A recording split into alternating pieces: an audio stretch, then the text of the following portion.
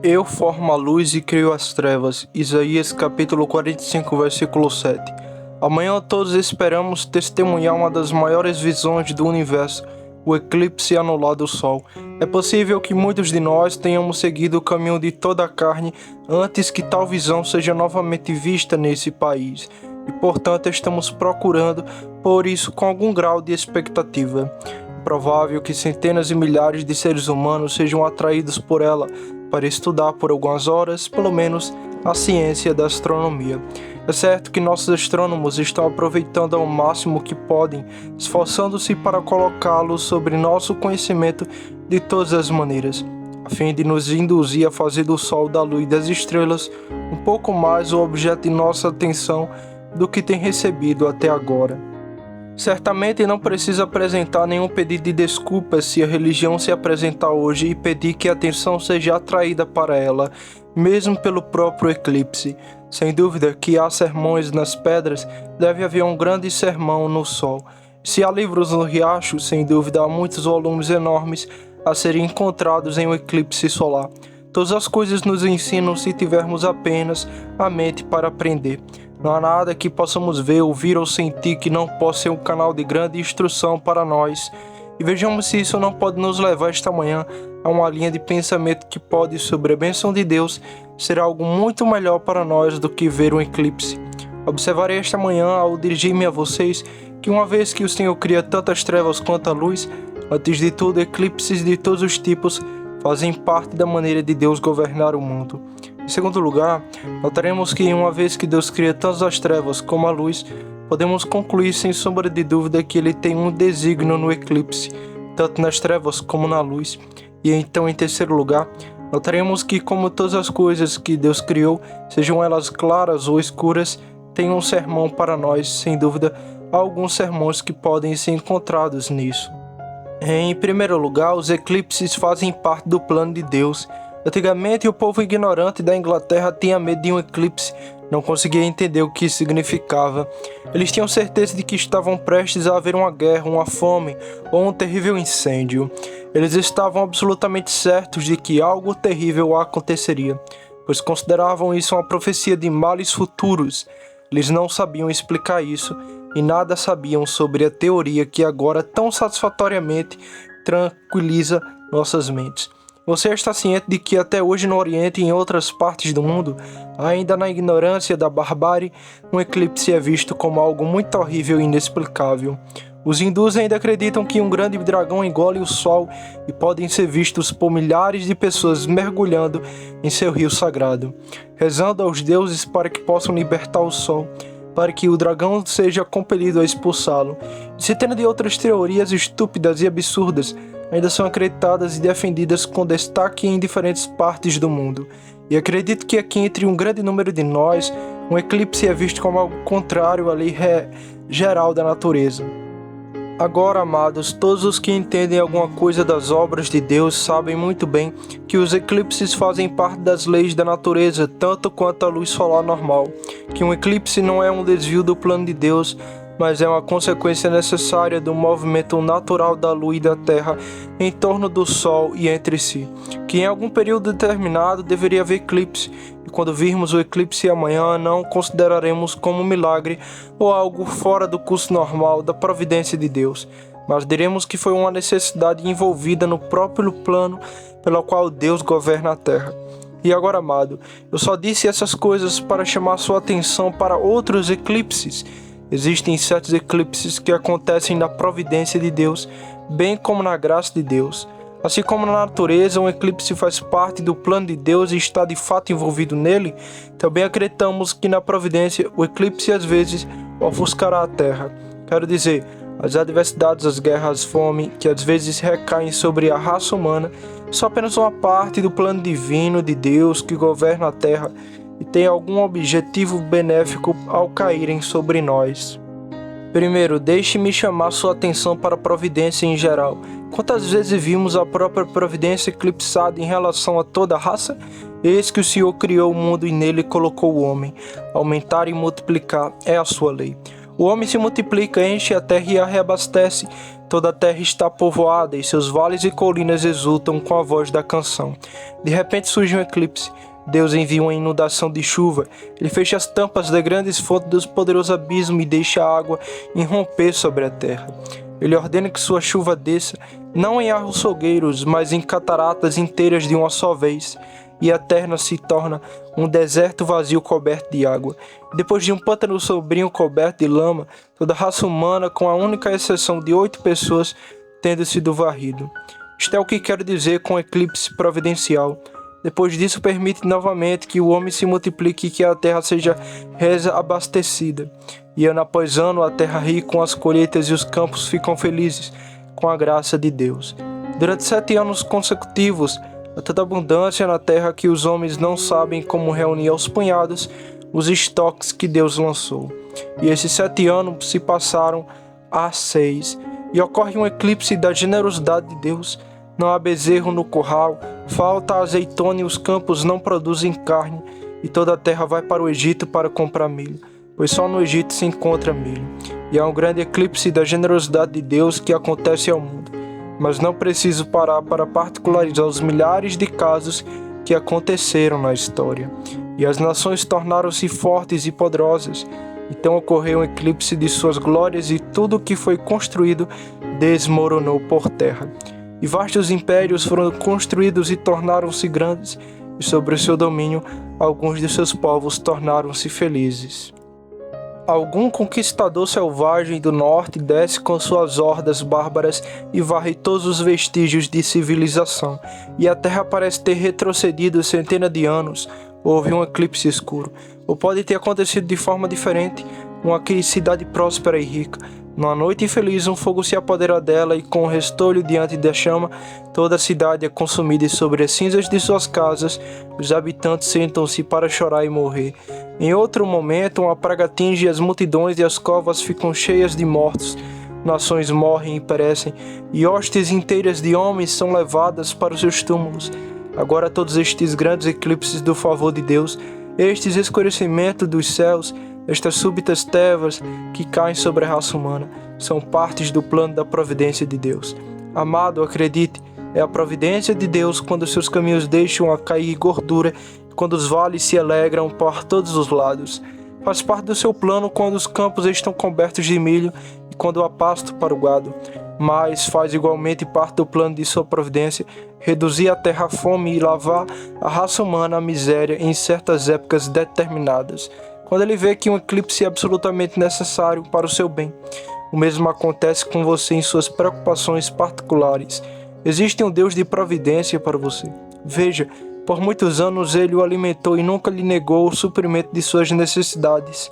O pão foi dado a você e sua água foi garantida. Seus filhos estão por aí. Você lavou os pés com manteiga, você se alegrou. Você permaneceu firme nos caminhos de Deus e nos caminhos da felicidade. Você foi capaz de dizer: nossos caminhos são caminhos agradáveis, de todos os nossos caminhos são paz. Você não foi de todos os homens o mais miserável, mas em alguns aspectos relacionados com a sua vida e abençoado pela providência de Deus, você foi o mais feliz entre a raça humana. E agora, uma nuvem negra caiu sobre você. A luz do sol da providência de Deus se pôs quando ainda era meio-dia. Quando você estava regozijando-se com o brilho da sua luz, de repente meio-dia e meia-noite caiu sobre você, para seu horror e consternação. E você é levado a dizer: de onde vem todo esse mal sobre mim? Isso também é enviado por Deus? Certamente é. Sua penúria, sua doença, seu luto, seu desprezo, todas essas coisas estão tão ordenadas para você e estabelecidas no caminho da providência quanto sua riqueza, seu conforto e sua alegria. Não pense que Deus mudou. Não envolve nenhuma mudança do sol quando o eclipse o ofusca. O sol não saiu do seu lugar predestinado. Lá está ele fixo e seguro. Ou se é verdade que ele se move, ainda assim ele se move com tal regularidade que para nós parece parado. Amado, é assim com Deus. Pode ser que seus propósitos estejam avançando em direção a algum objetivo grande e distante, que ainda não podemos ver, girando em torno de si mesmo, em círculo maior do que o conhecimento humano ainda pode imaginar. Mas é certo que no que diz respeito, Deus é o mesmo, e dos seus anos não há fim, e do seu caminho fixo e estabelecido ele não se desviou. Sua glória permanece inabalável, mesmo quando os olhos não podem vê-la. Seu amor é igualmente brilhante, mesmo quando seu brilho está oculto. Ele não se moveu para a mão direita nem para a esquerda. Com o Pai das luzes não há mudança, nem sombra de mudança. Ele permanece firme, embora todas as coisas passem. E deixe-me confiar nele. Os eclipses na providência, como os eclipses na natureza, são apenas uma parte do seu grande plano, e ele está necessariamente envolvido nele. Suponho que seja impossível que a Terra gire em torno do Sol e que a Lua gire continuamente em torno da Terra, e no mesmo plano de sua órbita, sem que haja eclipse, visto que Deus fez da eclipse ou do círculo a grande regra da natureza. É impossível que não ocorram eclipses. Agora você já percebeu que na providência o círculo ainda é o governo de Deus? A Terra está aqui hoje, estará no mesmo lugar neste dia, no ano que vem, dará uma volta completa. Não vai mais longe. É assim na providência. Deus começou o círculo de sua providência no Éden, e aí é que ele terminará. Havia um paraíso na Terra, quando Deus começou seu trato providencial com a humanidade, e haverá um paraíso no final. O mesmo acontece com sua providência. Nu você saiu do ventre de sua mãe, e nu você deve retornar à terra. É um círculo. Onde Deus começou, lá ele terminará. Como Deus assumiu o governo do círculo da providência, bem como na natureza, os eclipses devem ocorrer com certeza. E movendo-se na órbita predestinada da sabedoria divina, o eclipse é absoluta e imperativamente necessário no plano de governo de Deus. Problemas devem surgir, as aflições devem acontecer. É necessário que por um período você fique oprimido por múltiplas tentações, mas eu disse que os eclipses também devem ocorrer na graça, e é assim. O governo de Deus na graça ainda é o círculo.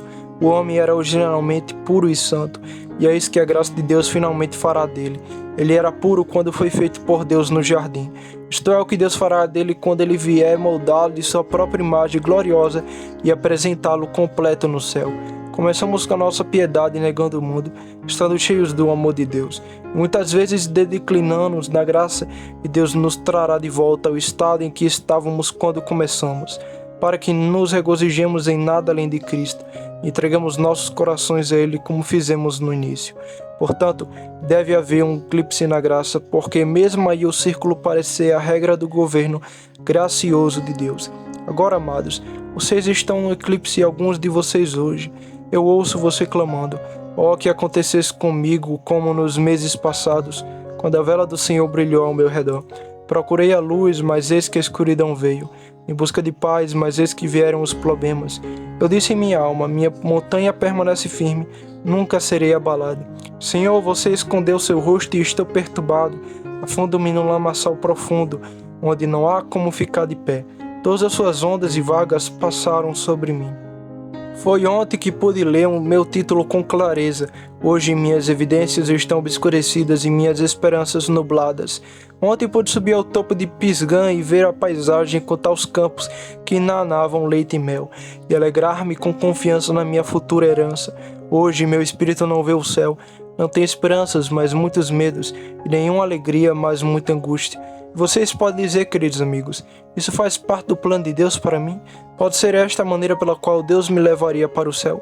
Sim, é mesmo assim. O eclipse da sua fé, a escuridão da sua mente, o desfalecimento das suas esperanças, todas essas coisas são apenas parte do plano de Deus para torná-lo maduro para a grande herança na qual você entrará em breve. Essas provações são apenas ondas que levam você para as rochas. Eles são apenas ventos que levam seu navio mais rapidamente em direção ao porto desejado. Como Davi diz no Salmo, eu também posso dizer a você: assim ele os leva ao porto desejado. Pela honra e pela desonra, pela má fama e pela boa fama, pela abundância e pela pobreza, pela alegria e pela angústia, pela perseguição e pelo conforto. Por todas essas coisas está a vida da sua alma. Por cada uma delas você é ajudado a manter seu caminho e ser finalmente levado ao grande objetivo e refúgio de suas esperanças. Oh, não pense, cristão, que sua tristeza está fora do plano de Deus. Eles são parte necessária disso. E visto que ele trará muito herdeiro de Deus à glória, é necessário que através de muitas tribulações ele os traga para lá. Tentei assim revelar a primeira verdade, que o eclipse faz parte do governo de Deus e que nossas aflições temporais e nossas próprias tristezas de coração são apenas uma parte desse grande esquema. Permita-me abusar de sua paciência por mais um minuto. Quando percebo que no grande plano de Deus para o mundo é exatamente a mesma coisa. Às vezes vemos uma poderosa reforma operada na igreja. Deus levanta homens que lideram a vanguarda dos exércitos de Jeová ver. O erro voa diante deles como sombras diante da luz do sol. Contemplar as torres mais fortes do inimigo estão cambaleando para a queda. O grito de um rei é ouvir no meio dos santos do Senhor. Tomam coragem porque sua grande e final vitória finalmente chegou. Mas alguns anos e aqueles reformadores estarão mortos e seu manto não cairá sobre ninguém. Depois das grandes montanhas vêm os vales profundos. Os filhos dos grandes homens são muitas vezes pequenos e tolos. Então surgiu uma igreja pobre e nobre. E depois do estado do amor de Filadélfia, vem o estado da tibieza de Laodiceia. A igreja afunda. E na proporção em que ela afunda, o inimigo avança. Vitória, vitória, vitória. Grite as hostes do inferno. E prosseguindo em seu curso, eles repelem o exército do Senhor. E o mundo estremece como se estivesse na balança, pois a vitória parece estar do lado do inimigo. E novamente chega outro tempo de refrigério, outro Pentecostes. Algum outro líder é levantado por Deus. Outro juiz poderoso é trazido a Israel para expulsar os hititas e os amorreus que invadiram a Canaã de Deus. Mais uma vez, o mundo se regozija e a criatura que trabalhou por tanto tempo espera ser libertada de sua escravidão. Felizmente, ela afunda novamente. A ascensão tem seu refluxo, o verão tem seu inverno e o período de alegria tem sua estação de desânimo para acompanhá-lo. Mas, amado, tudo isso faz parte do plano de Deus. Você vê como Deus governa o oceano? Quando Ele pretende produzir uma maré cheia, Ele não faz a água manchar direito para a costa. Mas enquanto você ficar aí, você tem certeza absoluta de que a areia será coberta e que a enchente se chocará contra o penhasco no topo do pé do qual você está. Mas você vê uma onda subindo, e então ela retorna novamente, e então outra onda, então ela morre e rola para trás, e outra segue. Agora é assim mesmo na igreja de Cristo. Chegará o dia em que o reconhecimento do Senhor cobrirá a terra como água cobre o mar, mas isto deve ser conseguido através de diferentes ondas, pelo crescimento e pela diminuição, pela multiplicação e pela divisão. E deve ser pelo triunfo e pela vitória, pela conquista e pela derrota, que finalmente o grande propósito de Deus amadurecerá e o mundo se tornará o reino de nosso Senhor e de seu Cristo. Não pense então que os eclipses de nossa santa religião, ou o fracasso de grandes homens entre nós, ou o declínio de piedade estão de forma alguma fora do plano de Deus. Está envolvido nisso e como grande propósito de Deus, movendo-se no círculo para produzir outro propósito gracioso na terra, deve ser cumprido. Então, amados, o eclipse deve necessariamente ocorrer, estando envolvido na própria maneira de Deus governar o mundo em sua graça. Mas, em segundo lugar, tudo que Deus faz tem um projeto. Quando Deus cria a luz, Ele tem uma razão para isso, e quando Ele cria as trevas, Ele também tem uma razão para isso. Deus nem sempre nos diz sua razão, Ele sempre tem um. Nós o chamamos de Deus soberano porque às vezes Ele age por razões que estão além do nosso conhecimento. Mas Ele nunca é um Deus irracional. É de acordo com o conselho de sua vontade que Ele trabalha, não de acordo com sua vontade, mas de acordo com o conselho da sua vontade, para lhe mostrar que há uma razão, uma sabedoria e um conselho em tudo o que Ele faz. Agora, não posso dizer que é desígnio de Deus ao eclipsar o sol amanhã. Podemos ver muitos propósitos graciosos respondidos por Ele em nossa mente, mas não sei qual a utilidade dele para o mundo. Pode ser que, se nunca tivesse havido um eclipse, alguma grande mudança pudesse acontecer na atmosfera.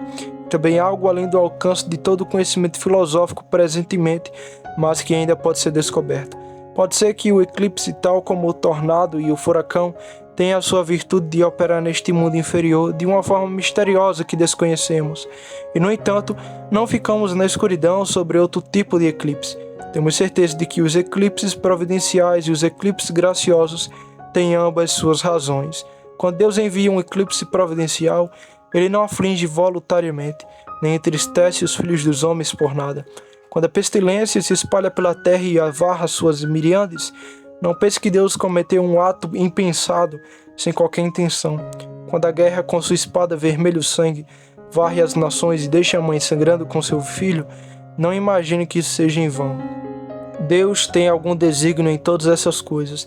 Permita-me dizer-lhe o que acredito ser o desígnio de Deus quando Ele envia problemas ao mundo e quando Ele envia problemas sobre nós. É isso, é chamar nossa atenção para Ele. Bem, disse um velho teólogo, ninguém olha para o sol exceto quando está em um eclipse.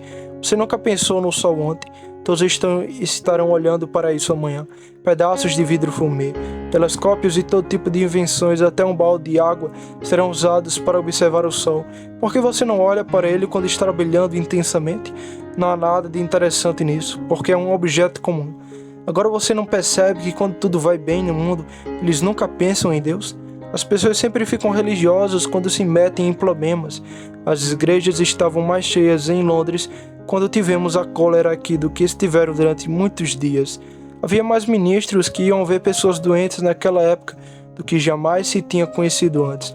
Pessoas que nunca leram a Bíblia, nunca oraram, nunca pensaram em ir à casa de Deus, estavam correndo para um local de culto, ou lendo a Bíblia, ou fingindo pelo menos orar, embora depois, quando a oração foi embora, eles esqueceram tudo sobre isto. No entanto, eles pensaram um pouco nisso quando estavam em apuros. Certamente na angústia buscarão o Senhor. No dia da sua angústia, cedo me procurarão. Sem dúvida, esqueceremos completamente Deus se não fosse por alguns daqueles eclipses que acontecem de vez em quando. Deus não teria seu nome lembrado na terra pela raça humana se ele não os fizesse lembrar de seu nome. Quando ele o flagelou com sua vara, a fome, a peste, a espada, o dilúvio, tudo isso deve vir sobre nós para ser lembrança terrível que nos façam pensar no terrível rei que segura os trovões em suas mãos e mantém os relâmpagos em seu poder. Sem dúvida, este é o grande desígnio de Deus em sua providência aflitiva, fazendo-nos pensar nele. Mas há outro desígnio. Às vezes, tempos difíceis tendem a preparar o mundo para algo melhor depois. A guerra é uma coisa horrível, mas não duvido que isso puxe a atmosfera moral, assim como um furacão varre uma pestilência. É terrível ouvir falar de fome ou de peste, mas cada uma destas coisas tem algum efeito sobre a raça humana. Um mal geralmente abre espaço para um bem maior. Os homens podem lamentar o incêndio de Londres, mas foi a maior bênção que Deus poderia ter enviado a Londres. Queimou um conjunto de casas antigas que estavam tão próximas umas das outras que era impossível que fossem a peste. E quando essas coisas velhas foram queimadas, houve espaço para uma ação mais saudável, e tem havido menos pragas e menos doença desde então. E muitos dos problemas que chegam dos muito grande mundo pretendem ser como machados, para cortar alguma árvore morta e colocá-la no nível do solo. E aquela árvore, quando estava em pé, espalhou um mal maior, embora o espalhasse gradualmente, do que o dano que Deus enviou de repente infligiu, embora fosse mais aparente para a mente, tendo surgido de uma só vez. Ah, meu ouvinte, Deus lhe enviou problemas providenciais. Você não é seu filho, você não teme seu nome nem o ama. Você está dizendo, por que esse problema aconteceu comigo? Deus tem um desígnio gracioso nisso. Há muitos homens que são trazidos a Cristo por problemas. Muitos pecadores buscaram um Salvador em seu leito de doença e nunca o teriam procurado em nenhum outro lugar. Muitos dos comerciantes cujo comércio prosperou viveram sem Deus. Ele ficou feliz em encontrar o Salvador quando sua casa foi à falência. Conhecemos muitas pessoas que podiam se dar ao luxo de desprezar a Deus enquanto a corrente fluía suavemente, mas esse mesmo homem foi compelido a dobrar os joelhos e buscar a paz através do sangue de Cristo. Quando entrou no redemoinho da angústia e o turbilhão do problema se apoderou dele. Conta-se uma história de que nos tempos antigos Artaxerxes e outro grande rei travavam a luta furiosa. No meio da batalha aconteceu um eclipse repentino. Tamanho foi o horror de todos os guerreiros que eles fizeram as pazes naquele momento. Oh, se ao menos um eclipse de problema induzisse alguns de vocês a desarmarem-se e procurarem reconciliar-se com Deus. Pecador, você está lutando contra Deus, levantando o braço de sua rebelião contra Ele. Feliz você será se o problema que agora se abate sobre você o levar a largar as armas de sua rebelião e voar para os braços de Deus e dizer: Senhor, tenha misericórdia de mim, pecador. Será a melhor coisa que você já teve. Seus problemas serão muito melhores para você do que as alegrias poderiam ter sido. Se suas tristezas o induzirem a voar para Jesus, que pode trazer a paz através do sangue de sua cruz. Que este seja o feliz resultado de seus próprios problemas e tristezas. Mas, além disso, os eclipses da graça também têm seu fim e seu propósito. O cristão pergunta por que Deus não parece favorecê-lo em sua consciência tanto quanto antes. Por que não tem mais fé? Por que as promessas perderam a doçura? Por que a palavra de Deus parece falhar em seu poder de operar em minha alma? Cristão, para que você possa começar a se examinar e dizer: mostre-me porque você contende comigo. O povo de Deus é afligido para não se desviar. Antes de ser afligido, disse o salmista: eu me desviava, mas agora guardei a tua palavra. Deixe um cristão sozinho e ele se tornará como um pedaço de ferro coberto de ferrugem. Ele perderá todo o seu brilho. Pegue o arquivo da aflição e mais uma vez o brilho se torna aparente. Cristãos sem problemas seriam como outras sem doenças. Eles não teriam produzido pérolas. A ostra pérola não teria pérola, a menos que alguma doença tivesse caído sobre ela. Se não fossem os problemas que se abateram sobre o cristão, ele viveria sem produzir a pérola de uma piedade santa e contente. As varas de Deus não são melhoradas. Quando são colocadas sobre nós, eles sempre nos consertam. Deus escarifica o cristão para que possa purificá-lo de suas ervas daninhas. Ele o ara profundamente para que possa transformar o subsolo em ar, para que a influência do Espírito Divino possa repousar sobre ele. Ele nos coloca no cardinho e na fornalha, para que o calor queime nossas impurezas e consuma todas as nossas impurezas. Ele nos envia às águas profundas, para que sejam como um passa e como o batismo sagrado para nós, e possam ajudar a nos santificar, libertando-nos de nosso orgulho, da nossa luxúria, do nosso mudanismo e da nossa vaidade. Feliz é o homem que entende isso, que sabe que todas as coisas contribuem juntas para o bem daqueles que amam a Deus e acredita que mesmo o eclipse do semblante de Deus tem seu fim e desígnio em torná-lo perfeitamente conformado à imagem de Cristo Jesus, o Senhor. E agora, para não detê-lo por mais tempo, tenho mais 1 ou 2 sermões para pregar para você desde o eclipse. Amanhã, cristão, se você apenas se lembrarem do que estou prestes a dizer, aprenderão uma lição útil. O que aí se esconderá o sol de nós amanhã é a lua ingrata. Ela pegou emprestada toda a sua luz do sol, mês após mês. Ela seria uma mancha negra se o sol não brilhasse sobre ela. E agora vejam, todo o retorno que ela faz ela vai atrevidamente diante do seu rosto e impede que sua luz brilhe sobre nós. Você conhece alguma coisa assim em sua própria história? Você não tem muitos confortos que desfruta na terra, que são exatamente como a lua? Eles pegam emprestada toda a sua luz do sol. Eles não seriam nenhum conforto para você, a menos que Deus brilhasse neles e se refletissem a luz de seu semblante. Qual é o seu marido, sua esposa? O que são seu filho, seus amigos, sua casa, seu lar? O que são tudo isso e não luas que emprestam sua luz do sol? Oh, quão ingrato é quando deixamos nosso conforto chegar diante de nosso Deus. Nada admirar que tenhamos um eclipse quando colocamos essas coisas que Deus deu para serem nosso conforto no trono de Deus e fazemos dela nossos ídolos. Oh, se nossos filhos tirarem metade de nossos corações, se nossos amigos tirarem nossas almas de Jesus, se como foi com Salomão a esposa desviar o coração, se nossos bens, nossa casa, nossa terra se tornarem um objeto de nossa vida, se colocamos nossas afeições nele em vez de colocá-los nas coisas do alto, não é de admirar que haja um eclipse. Ó coração ingrato que permite que essas luas de conforto escondam o sol. O velho mestre Brooks diz muito lindamente que o marido dá à esposa anéis que ela usa no dedo como lembrança de seu amor. Mas suponhamos que uma esposa fosse tão tola a ponto de amar mais suas joias do que a de seu marido. Suponha que ela colocasse seu coração mais nas provas do amor dele do que na pessoa dele. Oh, que maravilha se ele então tirasse os anéis e as joias para que ela pudesse amá-lo novamente. É o mesmo conosco. Deus ama seus filhos e Ele nos dá uma fé forte, e nos dá alegria e conforto, e então se começarmos a colocar nossos corações mais neles do que nele, Ele virá e nos levará embora, pois Ele diz: devo ter todo o seu amor. Eu dei isso a você para conquistar seu amor, não para me roubar dele. Na medida em que você desviar seu coração para eles, em vez de permitir que seu amor flua em um canal para mim, fecharei o canal do seu conforto para que seu coração possa se apegar a mim, somente a mim. Oh, para um coração que é como a lira de Amaracote, que cantaria apenas o amor, que qualquer assunto que você testasse para trazer para ele não ressoaria com nada, exceto o amor. Oh, que nossos corações fossem assim para com Deus, de modo que quando tentássemos cantar sobre conforto e misericórdia, nossos corações cantassem apenas sobre Deus. Oh, que cada corda fosse tão divina que nunca vibrasse para nenhum dedo, exceto o dedo do principal tocador de meus instrumentos de corda, o Senhor Jesus Cristo. Oh, se tivéssemos o coração como o da harpa de Davi, que ninguém além de Davi pudesse tocar, uma alma que ninguém além de Jesus pudesse alegrar e regozijar. Tome cuidado, cristão. para que seu conforto como a lua não eclipse seu sol. Este é um sermão para você. Lembre-se dele, seja sábio e deixe o cristão relembrar outro sermão. Deixe-o levar seu filho para fora, e quando ele o levar para fora da porta e ele vir o sol começar a escurecer e todas as coisas desaparecerem e uma cor estranha surgir na paisagem, a criança começará a chorar e a dizer: Pai, o sol está se apagando, ele está morrendo, nunca mais teremos luz. E à medida que gradualmente a lua negra se arrasta sobre a ampla superfície do sol e resta apenas um raio solitário de luz, as lágrimas escorrem pelos olhos da criança enquanto ela diz: o sol está quase extinto, Deus apagou isso, nunca mais brilhará sobre nós, teremos que viver nas trevas. E ele começará a chorar pela tristeza do coração.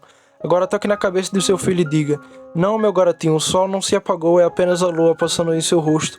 Irá brilhar bastante atualmente. E seu garoto logo acredita em você, e ao ver a luz voltando, e se sentirá agradecido e acreditará no que você disse, que o sol sempre foi o mesmo. Agora você será como uma criança amanhã. Quando você tiver problemas, estará dizendo: Deus mudou. Então deixe a palavra de Deus falar com você como a criança e diga: não, ele não mudou. Nele não há mudança nem sombra de mudança. Minha alma passa por muitas mudanças. Seu amor não conhece variação. E agora, por último, um eclipse total é uma das visões mais impressionantes e graciosas que já foram vistas. Não veremos o eclipse aqui com todo o seu terror majestoso, mas quando o eclipse do sol é total, é sublime. Os viajantes nos deram alguns registros de sua própria experiência. Quando o sol se punha ao longe, as montanhas pareciam estar cobertas de escuridão, exceto nos seus cumes, onde havia apenas um raio de luz quando tudo abaixo estava envolto em escuridão. Os céus ficaram cada vez mais escuros, até que finalmente se tornaram tão negros quanto a noite, e aqui e ali as estrelas podiam ser vistas brilhando, mas ao lado delas não havia luz e nada podia ser discernido. Eu estava pensando que se de repente o sol pudesse uma escuridão 10 vezes maior e ainda mais nascente, que mundo horrível seria este? Se amanhã o sol realmente morresse e nunca mais brilhasse, que mundo terrível seria viver neste? E então o pensamento nos ocorre: não existem alguns homens e não existem alguns aqui, que um dia terão um eclipse total de todos os seus confortos? Graças a Deus, seja qual for o eclipse que aconteça a um cristão, nunca será um eclipse total, sempre resta um toque de conforto. Há sempre um crescente de amor e misericórdia brilhando sobre ele, mas observe você, pecador, quando você morrer. Por mais brilhantes que sejam suas alegrias agora e justas suas perspectivas, você sofrerá um eclipse total. Em breve o seu sol se porá na noite eterna, mas alguns meses a sua alegria acabará. Seus sonhos de prazer serão dissipados pelo terrível lamento do trunfo do julgamento. Mas alguns meses e esta alegre dança de folia na terra será passado. E isso passou, lembre-se, você não tem nada a esperar no mundo que está por vir, a não ser uma certa expectativa terrível de julgamento e indignação ardente. Você consegue adivinhar o que o Salvador quis dizer quando disse: trevas exteriores, onde há pranto e ranger de dentes? Alguém pode dizer, exceto aqueles espíritos eclipsados que têm estado encortocendo nos tormentos do julgamento eterno por muitos anos. Alguém pode dizer o que significa aquelas trevas exteriores? É uma escuridão tão densa que a esperança, que vive em qualquer lugar, não consegue lançar nem mesmo um raio fraco através de sua escuridão impenetrável.